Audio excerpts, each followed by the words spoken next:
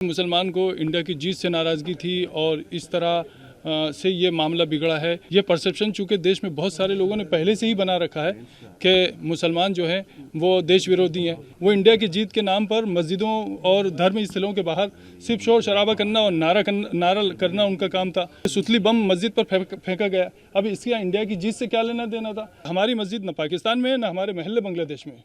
हम इसी हिंदुस्तान के निवासी हैं। ये मंदिर के सामने होता तब भी गलत था, ये मस्जिद के सामने है तो क्यों गलत नहीं है? मुझे ये खबर मिली है सोशल मीडिया से के थ्रू, चूँकि ये बाकायदा पूरे देश में ये माहौल बनाने की कोशिश की जा रही है या खबर फैलाने की कोशिश की जा रही है कि मुसलमान को इंडिया की जीत से नाराज़गी थी और इस तरह से ये मामला बिगड़ा है और मुसलमानों की वजह से ये सब कुछ हुआ है। ये एक गलत बात फैलाई जा रही है और इस चीज़ से हमें बहुत दुख हुआ है। मुस्लिम कौम को या मुस्लिम समाज को इस तरह बदनाम करने की कोई ज़रूरत नहीं है। मुसलमान भी इसी देश के वासी हैं। ये परसेप्शन चूँकि देश में बहुत सारे लोगों ने पहले से ही बना रखा है कि मुसलमान जो हैं वो देश विरोधी हैं, और जबकि कहानी यहाँ पर जो शुरू हुई है वो इस तरह शुरू हुई है कि सबसे पहली चीज़ शासन प्रशासन से जिस तरह की चूक हुई है, उन चूकों के चलते यहाँ पर यह हादसा हुआ है। दोनों तरफ के लोगों से की सहमति, शासन की, प्रशासन की मौजूदगी में और बीचवानी में रख कर ये बात तय हुई थी कि जामा मस्जिद के इस रूट से किसी तरह का जुलूस नहीं निकलेगा। रात को जो जुलूस निकला उसकी पहली बात तो कोई परमिशन नहीं थी, उसकी कोई आगवानी करने वाला नहीं था। वो एक उपद्रवियों की भीड़ थी। वो इंडिया की जीत के नाम पर मस्जिदों और धर्म स्थलों के बाहर सिर्फ शोर शराबा करना और नारा करना उनका काम था। लोग नमाज से जब निकले हैं तो उस वक्त में ये भी हुआ है कि सुतली बम मस्जिद पर फेंका गया। अब इसका इंडिया की जीत से क्या लेना देना था? क्या मस्जिद पर बम फेंकने से इंडिया की जीत का जश्न मनेगा? ये बहुत बुरी बात हुई है और इस चीज़ का हमें बहुत दुख है कि एक तरफ गलती करने वाले गलती कर रहे हैं, दूसरी तरफ कुछ लोग ऐसे हैं जिनके हाथ में किसी भी तरह का सोशल मीडिया का कोई सा भी प्लेटफॉर्म या आईडी है तो वो उसके थ्रू ये फैलाने की कोशिश कर रहे हैं कि मुसलमान जो है वो देश का विरोधी है और इंडिया की जीत से उसको तकलीफ है वगैरह वगैरह वगैरह। हम इस चीज़ से बहुत दुखी हैं और बहुत साफ साफ कहना चाहते हैं कि हमारी मस्जिद न पाकिस्तान में है न हमारे महल्ले बांग्लादेश में है।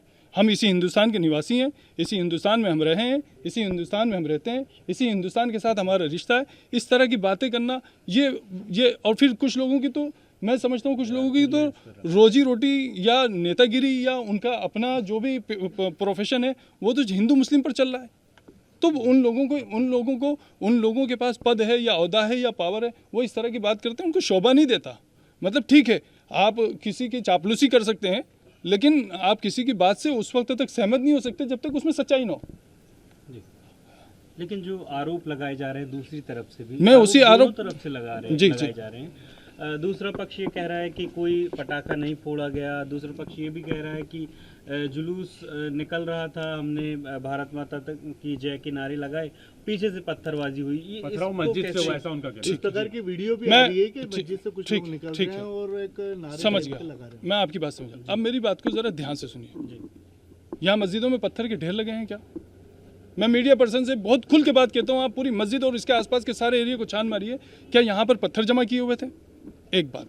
दूसरी बात, मेरा बुनियादी सवाल यह है कि जिस एरिया से जुलूस नहीं निकलना प्रशासन की मौजूदगी में बीचवानी में रहकर दोनों पक्षों के बीच तय हो चुका था, उस वक्त में जुलूस का उसी रूट से निकलना, बगैर आगवानी करने वालों और उसके संयोजकों के बगैर निकलना, नारों के साथ निकलना, नमाज के वक्त में निकलना, क्या ये सब इस देश में मतलब पनपने की बातें हैं या महू में इस तरह सद्भावना पैदा होगी?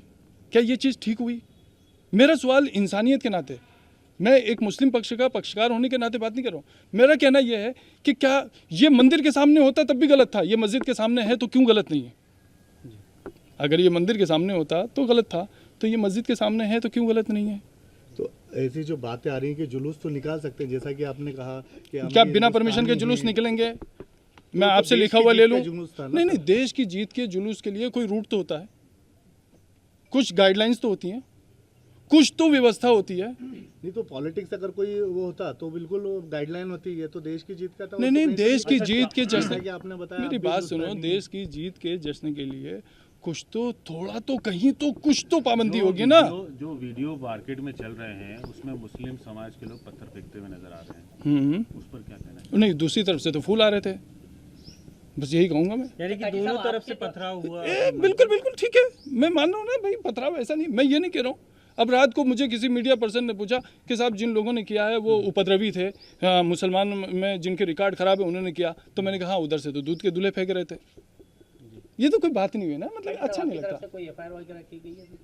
नहीं, मैंने पर्सनल अभी कोई एफआईआर नहीं की है, लेकिन मेरा लोगों से, सभी तरफ के लोगों से मेरा यह आह्वान है कि अगर किसी का वाकई कोई नुकसान हुआ है तो उस नुकसान के लिए वो पुलिस को आगाह करें और अपनी नुकसानी की रिपोर्ट वाकई सच्चाई के साथ जो बात है वो प्रशासन के सामने रखें, ताकि उसके दिल में ये नहीं रहे कि भाई प्रशासन में किसी तरह की जो है निष्क्रियता है।